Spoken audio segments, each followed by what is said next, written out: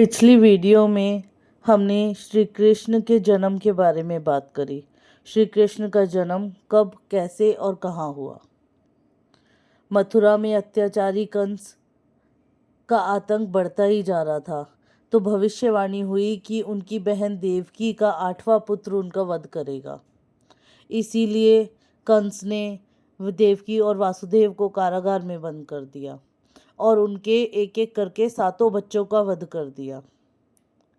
पर भादों की अष्टमी को घनघोर वर्षा के बीच देवकी ने श्री कृष्ण को जन्म दिया।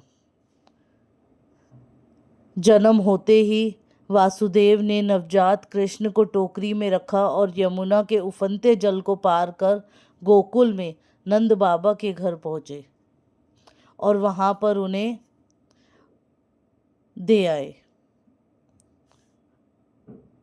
और यशोदा के गर्भ से जो कन्या जन्मी थी उसको लेकर लौट आए। ये तो थी श्री कृष्ण के जन्म की कथा। अब उनकी बाल लीलाओं की बात करते हैं। सबसे पहले गोकुल में जो उनकी बाल लीलाएं हुई, बहुत सारी बाल लीलाएं हैं जिनसे चेहरे पे मुस्कान आ जाती है। गोकुल में श्री कृष्ण का बचपन प्रेम, हंसी और अद्भुत लीलाओं से भरा हुआ था। यशोदा कृष्ण को पालने में झुलाती तो उनकी मुस्कान पूरे घर में आनंद बिखेर देती। उनकी नन्ही नन्ही गुलाबी उंगलियां, मीठी बातें और घंटियों जैसी हंसी सबके दिल को जीत लेती। नन्ही सी उम्र में उन्होंने पूतना का वध किया, शटासुर का वध किया और बहुत सारे ऐसे असुर आए जिनका उन्होंने वध किया। कंस ने असुर पूतना को भेजा जो बच्चों को मारने वाली राक्षसी थी। वह सुंदर स्त्री का रूप धारण करके गोकुल पहुंची और विष लगे स्तन देकर कृष्ण को दुख पिलाने लगी। नन्हे कृष्ण ने उसे गोद में लिया, पर विष पीने के बजाय उसकी प्राण शक्ति ही चूस डाली और उसका अंत कर दिया। गोकुलवासी चकित थे कि इतना छोटा सा बच्चा इतनी शक्तिशाली राक्षसी को कैसे मार सकता है। पर यह तो श्री नारायण की कृपा थी, क्योंकि श्री कृष्ण कोई और नहीं, भगवान विष्णु का ही तो अवतार थे। शटासुर का वध किया। कृष्ण के नामकरण संस्कार के दिन एक भारी शकोट को उठाकर शटासुर उसमें प्रवेश कर बैठा ताकि पालने में सोते कृष्ण को कुचल सके। कृष्ण ने पैरों से हल्का सा ठोकर मारी और पूरी गाड़ी उलट गई। शटासुर का वध वहीं हो गया। त्रिनवतासुर का वध किया। एक दिन यशोदा कृष्ण को गोद में लिए थी।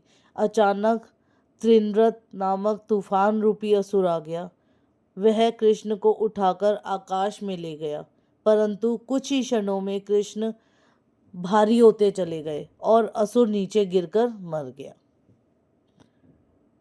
ये तो हमने देखा कि श्री कृष्ण ने अपनी बाल लीलाओं में कैसे असुरों का वध किया, लेकिन श्री कृष्ण की एक बड़ी मनमोहक बाल लीला है जो है माखन चोरी करने की, जिनकी वजह से इनका नाम माखन चोर पड़ गया। कृष्ण को माखन अत्यंत प्रिय था। यशोदा कितना भी छुपाती, कृष्ण अपने मित्रों के साथ मिलकर माखन की मटकियां फोड़ खा जाते। गोकुल की गोपियां शिकायत करने आती, यशोदा माँ, तुम्हारे लाल ने हमारे घर का माखन खा लिया।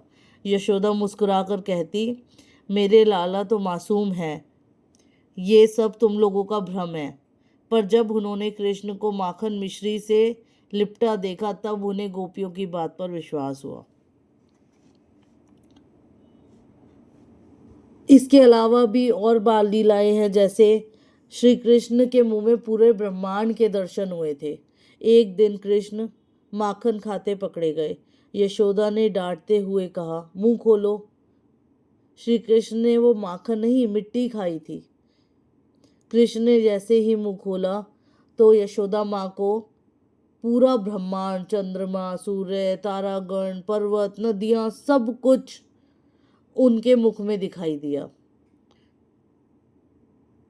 क्षण भर को वे स्तंभ रह गई, फिर मातृभाव से अभिभूत होकर कृष्ण को गले लगा लिया।